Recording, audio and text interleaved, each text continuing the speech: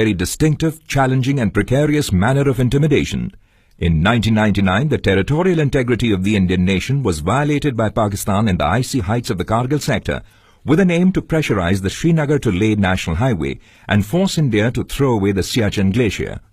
The Indian Army responded by positioning superior ground forces in a phenomenal and record-breaking effort to teach the enemy a lesson by launching Operation Vijay. The initial targets chosen to be cleared were the Tiger Hill complex and Tololing Ridge, the deepest incursion of enemy and closest to the national highway. On 23rd May, 18 Grenadier and 1 Naga regiment of the Indian Army assaulted the enemy on Tololing Ridge, but accurate and deadly enemy fire brought the Indian attack to a grinding halt by the 24th. It was at this juncture the IAF was called in to commence its close air support campaign in Kargil. The dedicated helicopter gunships of the IAF were not able to operate effectively in the rarefied air of the Kargil sector. Service ceiling of heavy-duty gunship helicopter Mi-35 was limited to 10,000 feet, while the occupied heights at Kargil were at 15,000. In a first of its kind, a decision was taken by the IAF to convert its troop-carrying workhorse, the Mi-17 helicopter, into an attack gunship. It was the only IAF helicopter capable of operating between 10 to 18,000 feet with some manner of ordnance.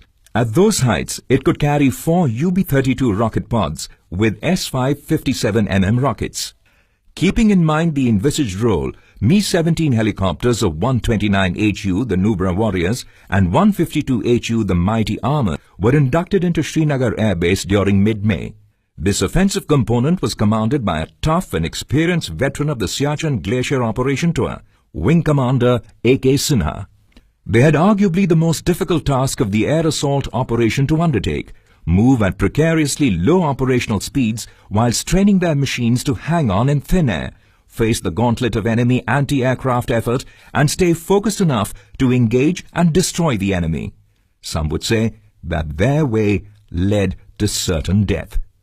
At Tololing, the enemy comprised mainly of soldiers from Pakistan 4 and 6 Northern Light Infantry, supported by elements of the elite Special Service Group Commandos. They were well equipped for a protracted campaign and geared to survive high-altitude warfare. Their formidable arsenal consisted of Dushka and KPVT heavy machine guns.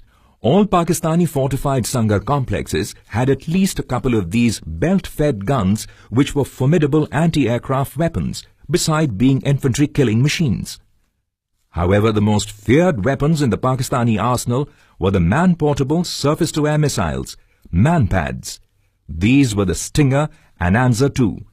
Operation Safed Sagar commenced with true grit, guts and glory in the early mornings of the 26th of May. The IAF commenced full-fledged rocket and bomb attacks against enemy positions, starting with MiG-21 and MiG-27 fighter jets, shortly followed by the Mi-17s. The Indian Army soldiers fighting on the icy heights had a new savior. The air reverberated with the radio calls of "Rockets away!" The air attacks followed a similar profile on 27th May, and that's when the first of the SAMs were encountered over Tololing. The Indian helicopter's survival lay in the infrared flares being integrated, which were used to deflect the heat-seeking SAMs from their targets. But the question was there enough supply of the same to equip all the Mi-17s? At 0200 hours on the 28th of May, preparation and arming of the 4 Mi-17s for the planned assault for the morning had been done. Nubra 1, 2, 3 and 4, a 4-aircraft formation, was at the launch pad. The target was point 5140, the most well-defended enemy-held position, with covering anti-aircraft fire zones from the Tololing top as well as point 4590. Wing Commander Sinha was Nubra leader. However, Nubra formation had a problem. The IR flare dispensing system on board Nubra 3 was not functional. Sinha advised the pilot of Nubra 3, Flight Lieutenant S. Muhilan, to stay on the ground. But a charged-up and overtly brave Muhilan was not the one to back out. The flight commander of 152 HU, squadron leader Rajiv Pundhir, volunteered to fly as the co-pilot along with Muhilan. The whole formation vowed to deliver their most devastating blow right in the enemy's lair at height 5140. Their fighting ethos were to be tested soon. The four-ship Nubra formation took off as planned, and the pilots lined up in staggered positions to proceed to their targets.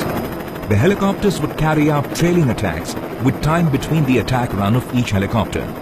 Also, attacks from different directions were to be carried out. They had, however, been spotted well in advance by the Pakistani defenders. The stream of hot lead followed the attack run of Nubra 1, who, unshaken, released his salvo of rockets on the Pakistani positions. The enemy started shooting off SAMs, and Sinha spotted a couple of them which flew past him due to the deception of the IR flares and sheer good luck.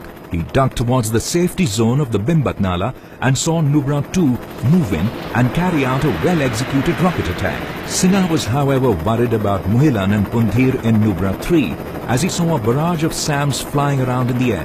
Nubra 3 continued onto the target, dodging the initial fusillade of fire and a couple of SAMs which missed the helicopter.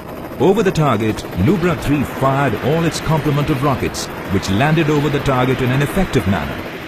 The NLI commander at point 5140 shouted for all SAM launchers to fire at will. The SAMs kept flying around Nubra 3 and missing them. It seemed for a moment that they had cheated death in the absence of any flares to distract the heat-seeking SAMs. But then, just as Nubra 3 banked to lose altitude, it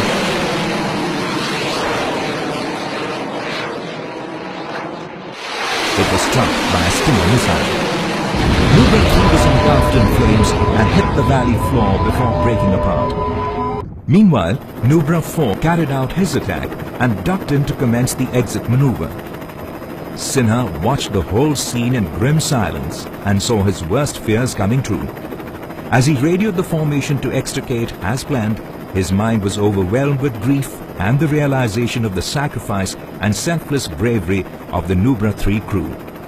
The sacrifice of Nubra 3 did not go in vain, as the Mi-17 attacks had shaken the Pakistani defences on the Tololing Ridge and helped the Indian Army to commence a fresh campaign of dislodging attacks against the Pakistanis.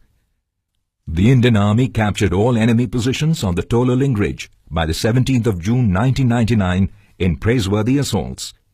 The Indian Air Force stopped all Mi-17 gunship operations in light of their vulnerability in the heightened SAM environment. For the record,